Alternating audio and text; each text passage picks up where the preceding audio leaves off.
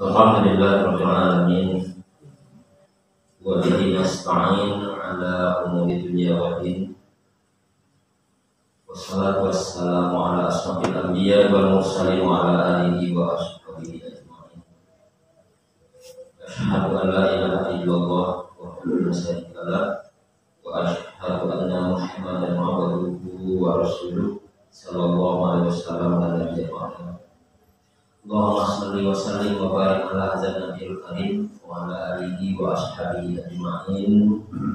Amma ba'du, fa ya ayyuhal hadirun usini wa usikum wa iyaya bi taqwallah ala kulli. Allah Ta'ala bil Qur'anil Karim. A'udzubillahi minasyaitonir rajim. Bismillahirrahmanirrahim. Wa idh qala Ibrahimu rabbi ij'al hadza balada amina wajnubni wa bani an na'budal asnam. Sadaqallahul azim. Dan ingat ketika Nabi Ibrahim alaihissalam menyampaikan doa kepada Tuhannya, Allah Subhanahu wa Ta'ala, ya Tuhanku, jadikanlah negeri ini negeri yang aman dan jauhkanlah saya dan keturunan saya dari menyembah berhala. Kaum muslimin jamaah rahimahumullah, untuk khutbah kita pada siang hari ini untuk kita melihat spirit daripada Nabi Ibrahim alaihissalam dalam konteks kehidupan kita. Nabi Ibrahim alaihissalam ini, kalau urutan nabinya adalah nabi yang ke-6 ini. Beliau Ibrahim alaihissalam ini banyak yang terkait erat dengan kehidupan kita. Terkenal beliau ini adalah nabi yang mencari Tuhan. Maka ketauhidan itu diajarkan betul oleh Ibrahim. Yang kedua, Ibrahim ini adalah seorang suami dari istrinya yang dia mengajarkan sikap kekeluargaan kepada kita. Ibrahim ini adalah seorang nabi yang memiliki kebangsaan yang luar biasa. Ia mendoakan sebuah proposal besar kepada Allah, Rabbi ij'al hadza balada amina. Ya Allah, jadikan negeri saya ini negeri yang aman. Ibrahim alaihissalam adalah orang yang hidup di dimensi keluarga yang berbeda. Kalau hari ini didengung-dengungkan di negeri kita ini Bhinneka Tunggal Ika, ya, karena Nabi Ibrahim alaihissalam ini lebih awal beragam kehidupannya. Karena ayahnya itu seorang pembuat patung, serumah dia dengan orang pembuat patung, terlahir dari orang pembuat patung, dan dia seorang yang bertauhid.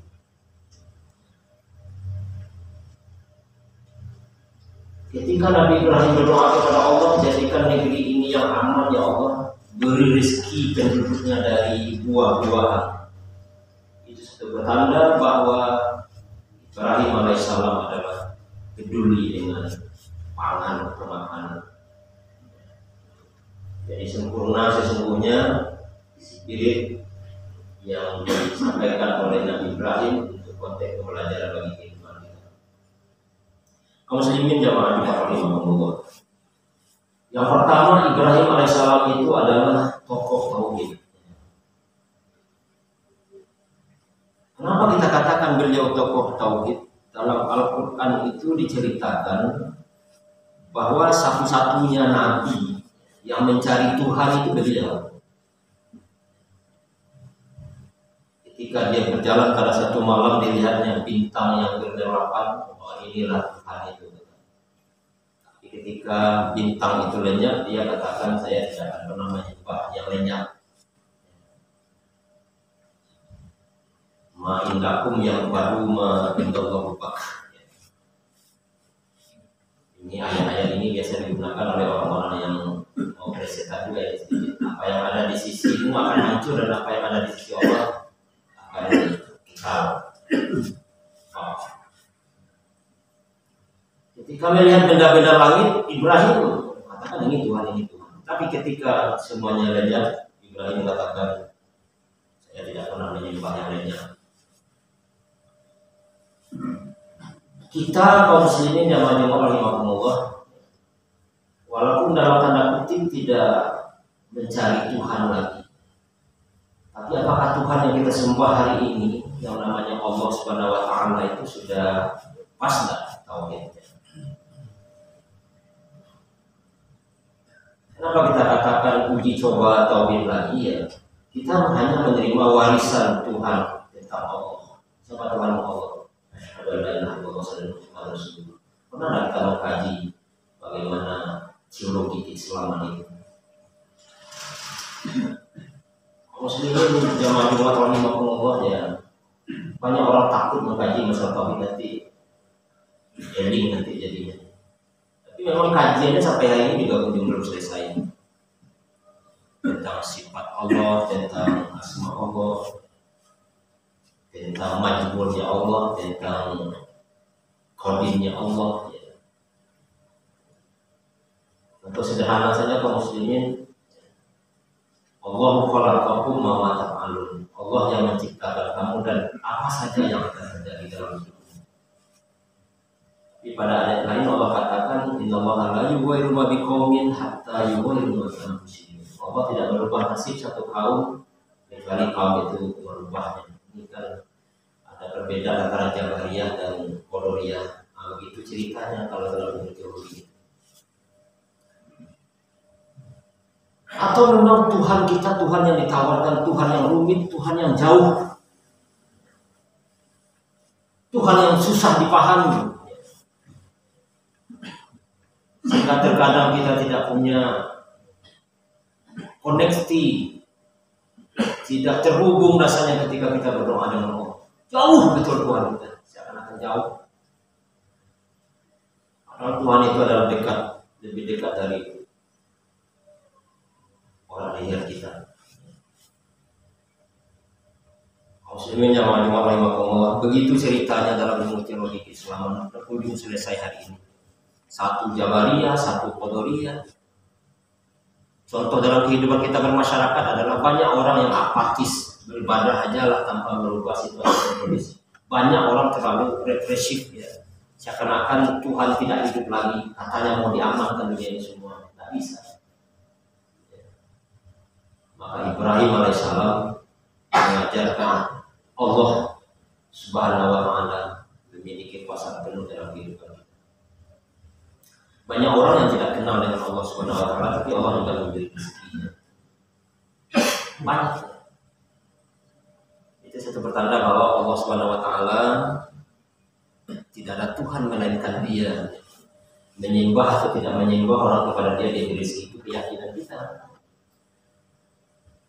Tapi kalau kita ingin lebih dekat, azkurni waskurkum waskuruni wala takfurun.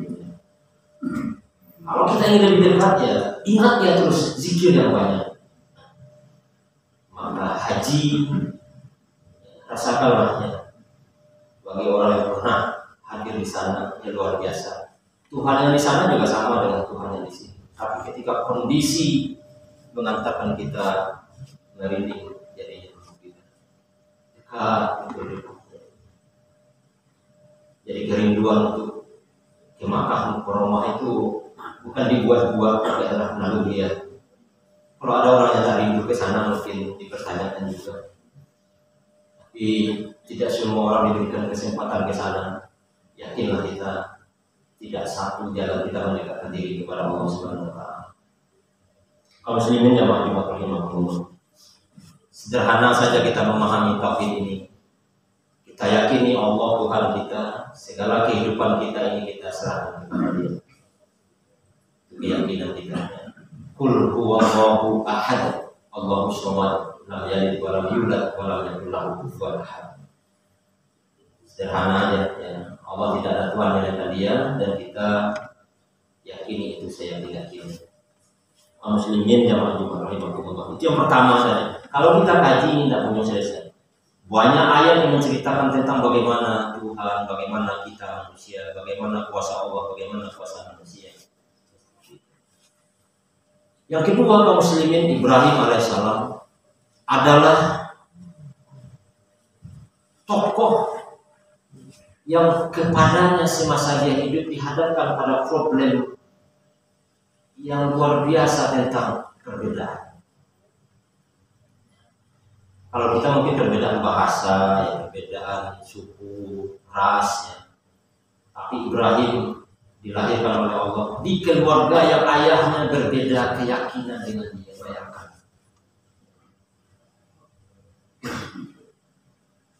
Diceritakan dalam Al-Quran bagaimana Ibrahim itu sangat santun menghadapi ayahnya yang bukan daripada keyakinan.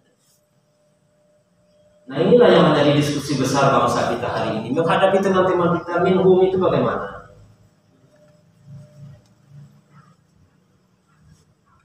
Bagaimana memposisikan hidup tengah-tengah masyarakat yang majemuk seperti ini? Tidak hanya agama yang berbeda, tapi paham juga berbeda, keyakinan juga berbeda, masjid juga berbeda.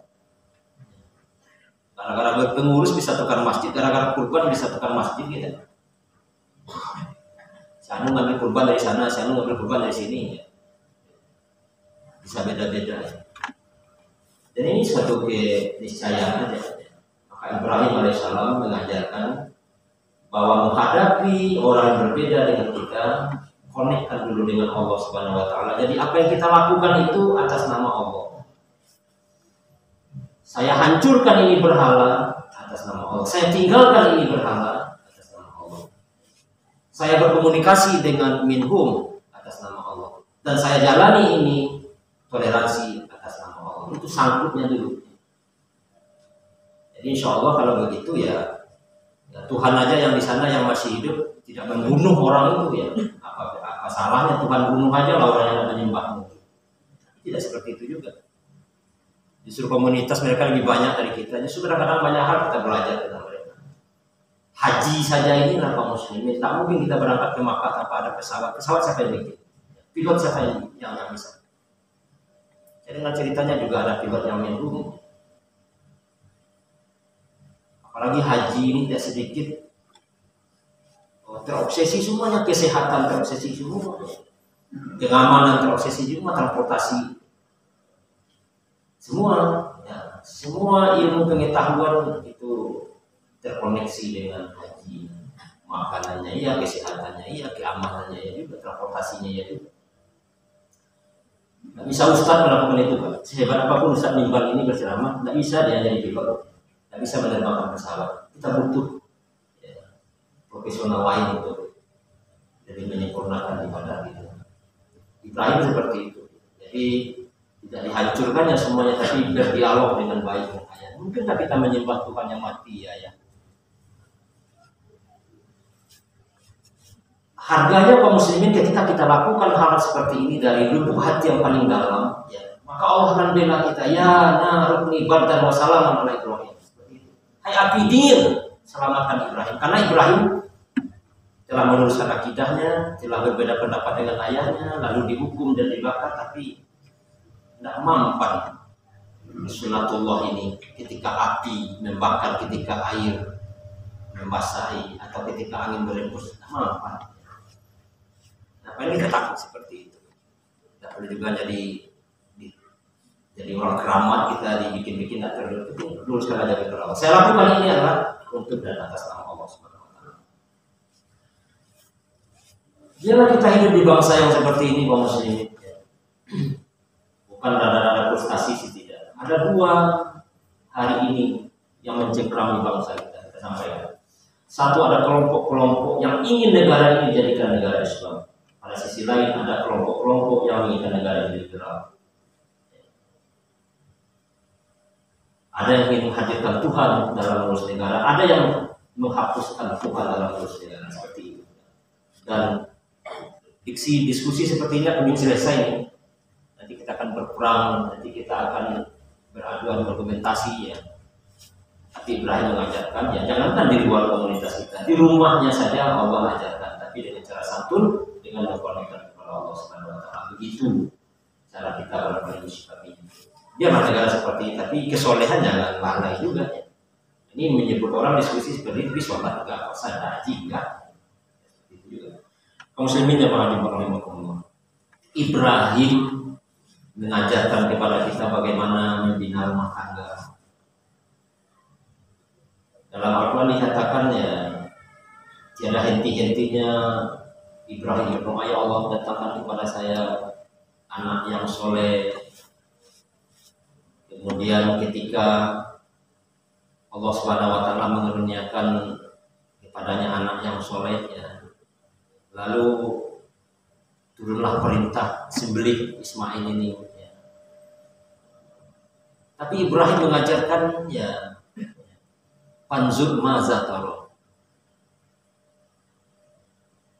Wahai anakku, bagaimana pendapatmu? Ini perintah Allah ya. Saya dulu berdoa agar kamu menjadi orang, sekarang sudah saya tinggalkan bertahun-tahun, kembali lagi ada perintah menyembelihmu. Panzur mazataro, bagaimana pendapatmu? Ini landasan rumah tangga sesungguhnya. Dalam rumah tangga kita perlu bermusyawarah. Bayuyu, sehebat apapun kita rumah tangga itu, tidak mungkin kita egois di rumah tangga kita. Apalagi sistem rumah tangga kita ini terkenal dua saja, patrilineal dan matrilineal. Di sistem matrilineal kayak di Minangkabau ini biasanya potensi laki-laki ini akan habis dengan terurus oleh adat. Sehebat apapun bapak di rumah tangga bapak, orang Sumando di Minangkabau, mencari hari anak, beralih anak, kadang-kadang tak dibawa orang, tapi buat dia itu kondisional seperti itu. Sehingga otoritas laki-laki di rumah tangga ini di Minangkabau dan nampak seperti itu akan menjadi ujian besar dalam kehidupan kita. Apalagi nanti sang istri ngurusin anaknya, ngurusin kemenakannya. Kita jarang ngurusin orang tua kita dan anak kita. Ketika dia hadir ke Kota Padang ini, katakanlah cepat dia mau pulang, tidak nyaman katanya, tidak terbiasa. Tapi pada sisi lain ada patrilineal namanya, yang perempuan itu datang ke rumah kita ya. Tidak bisa balik lagi ke keluarganya, warisan sudah habis. Nah ini loh. Jadi musyawarahkan saja mana yang terbaik ya. Ini kunci bermusyawarah. Kemana anak mau sekolahkan, kemana ekonomi mau kita tingkatkan ya seperti itu. Muslimin yang rahimahumullah. Nah ini Ibrahim mengajarkan kepada kita mau menyembelih anaknya tetap dimusyawarahkan juga. Apalagi kita berbuat sesuatu dalam kehidupan. Hari ini ujian rumah tangga itu luar biasa. Maka kuncinya adalah ketika Ibrahim mau menyembelih anaknya, istrinya itu pegang jubahnya. Ini perintah Allah kah ini wahai suamiku? Kalau ini perintah Allah saya ikhlas, tapi kalau tidak saya tidak ikhlas. Muslimin yang rahimahumullah ya, bagi kita barangkali yang baik yang kita pahami perintah Allah semua ya. Maka jangan takut bangun masjid lah, jangan takut kurban lah, jangan takut membina silaturahmi lah, jangan takut perbedaan lah. Mudah-mudahan kita bisa nyaman. Sebab Ibrahim doakan jadikan negeri yang aman. Negeri yang aman tidak mungkin ada kalau keluarga tidak aman, kalau kita tidak punya tauhid, kalau tidak memahami perbedaan. Yang terakhir kata Ibrahim, wajnubni wa bani ana dan asma. Jauhkan saya dari menyembah berhala. Berhala itu patung. Patung itu benda itu materi. Jadi ketika orang menyembah materi, rumah kah, atau posisi-posisi kah, ya, atau dunia kah, nyaris tak akan pernah aman dalam hidupnya. Ya, walaupun kita tak menyembah patung, tapi ketika yang lain kita jadikan Tuhan, tentu tidak nyaman kehidupan kita. Mudah-mudahan dapat manfaatnya fakta biru yang